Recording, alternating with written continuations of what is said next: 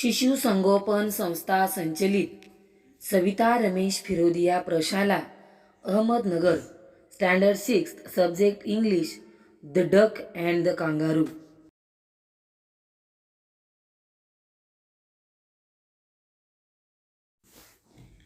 Good morning students. Today we are going to learn a poem named The Duck and the Kangaroo. In this poem, the poet tells us that now friendship can help you to overcome the negativity. In this poem, kangaroo and the duck are friends. Duck wants to travel with kangaroo. Kangaroo helps to his friend to take a ride on his tail. So, let's learn this poem in detail. First, I read the poem and explain its meaning.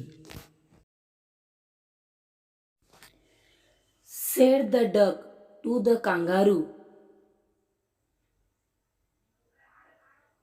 "Good gracious, how you hop over the fields and the water too, as if you never would stop."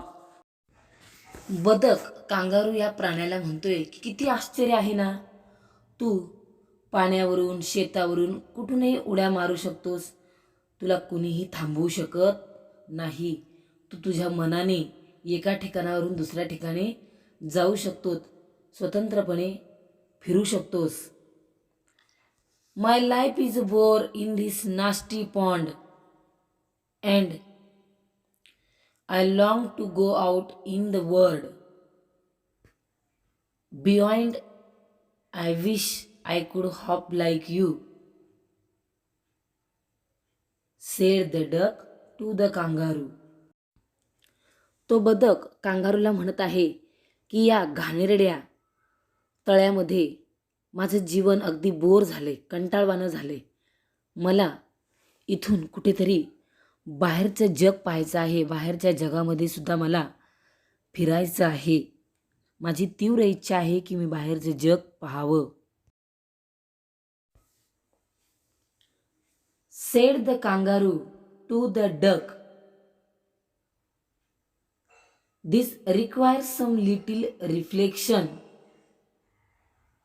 Perhaps on the whole it might bring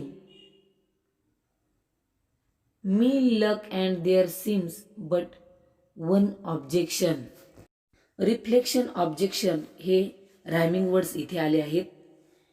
बदकाच्या म्हणण्यावर kangaroo आपलं उत्तर देतो. Kangaroo म्हणतो की या गोष्टीवर गंभीर विचार करण्याची गरज आहे. रिक्वायरीज म्हणजे आवश्यकता असणे, रिफ्लेक्शन म्हणजे गंभीर विचार करणे, परहॅप्स म्हणजे कदाचित, ऑब्जेक्शन म्हणजे हरकत किंवा एखादी गोष्ट न करण्याची कारण. कांगारू बदकाला सांगतोय की तुझ्या म्हणण्यावर विचार करणं थोडं अवघडच आहे, पण न जाणो तुझं नशीब उघडलं तर तुला हे करायलाही मिळेल, बाहेरचं जग पाहायला मिळेल. Which is, if you will let me speak so bold, your feet are unpleasantly wet and cold, and would probably give me the rheumatic, said the kangaroo. Bold, cold, rue, kangaroo, these are rhyming pairs in this stanza. तो kangaroo त्या बदकाला म्हणतोय का मला आता थोडंसं तुझ्याशी स्पष्टच बोलावं लागेल. सो बोल्ड म्हणजे स्पष्टपणे बोलावं लागेल. तुझे पाय असे वाकडे तिकडे आहेत, ते पाण्याने ओले झाले आहेत, विचित्र पाय आहेत तुझे, आणि तुला या ओढण्यामुळे तुझे सांधेसुद्धा दुखू शकतात, तुला हाडांचे दुखणेसुद्धा होऊ शकते, कदाचित तुला हा त्रास सहन होणार नाही. कांगारू आपल्या मित्राला स्पष्टपणे त्याचे म्हणणे ऐकवतो आणि त्याला कशा प्रकारे मदत करतो हे आता आपण पाहूयात. Sed the duck, "As I sat on the rocks, I have thought over that completely, and I bought 4 pairs of words socks, which fit my way feet neatly. Rocks, socks, completely, neatly. These are the rhyming words in this stanza. तो बदक कांगारूला म्हणतोय की तू काळजीच करू नकोस. मी जेव्हा त्या दगडावर मोठ्या शिळेवर बसलो होतो तेव्हा या बाबतीत पूर्णपणे विचार केला आहे आणि विचार करूनच मी माझ्या पायात बसतील या मापाचे लोकरीचे मोजे घेऊन आलो आहे. चांगल्या रीतीने ते माझ्या पायात व्यवस्थित बसतात. Said the kangaroo, I am ready, all in the moonlight pearl, but to balance me well. Dear duck, sit steady and quiet at the end of my tail. Well tail, these are the rhyming pairs in this stanza. तो kangaroo आपल्या मित्राला म्हणाला की मी तुला माझ्या बरोबर जगाची सफर करण्यासाठी रेडी आहे, तयार आहे. या मंद चंद्रप्रकाशात मी तुला घेऊन जाईल, मात्र तू न हालता डुलता माझ्या शेपटीच्या टोकावर तोल सांभाळून बस. So away they went with a hop and a bound, and they hopped the whole world 3 times round. And who so happy, oh, as the duck and the kangaroo.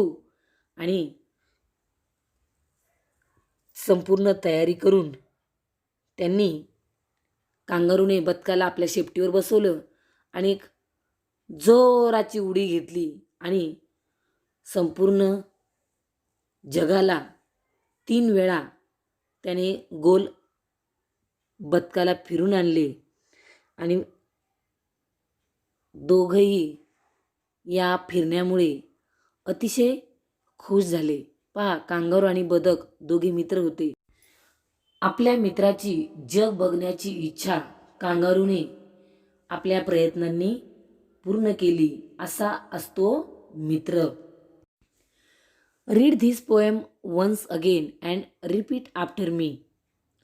Said the duck to the kangaroo, good gracious, how you hop over the fields and the water too,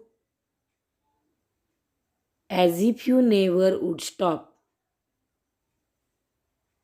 My life is a bore in this nasty pond, and I long to go out in the world beyond. I wish I could hop like you, said the duck to the kangaroo.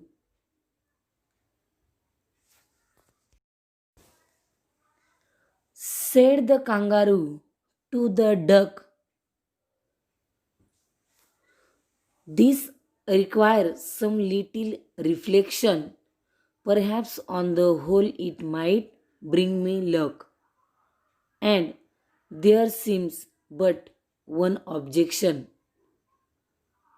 which is, if you shall let me speak so bold, your feet are unpleasantly wet and cold, and would probably give me the mastic, said the kangaroo. Said the kangaroo, as I sat on the rocks, I have thought over that completely, and I bought 4 pairs of worsted socks, which fit my way fit neatly. Said the kangaroo, I am ready, all in the moonlight pale, but to balance me well, dear duck, sit steady and quiet at the end of my tail.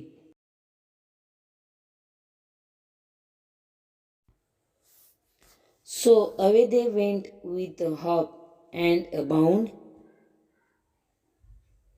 and they hopped the whole world 3 times round. And who so happy, oh who, as the duck and the kangaroo. Read this poem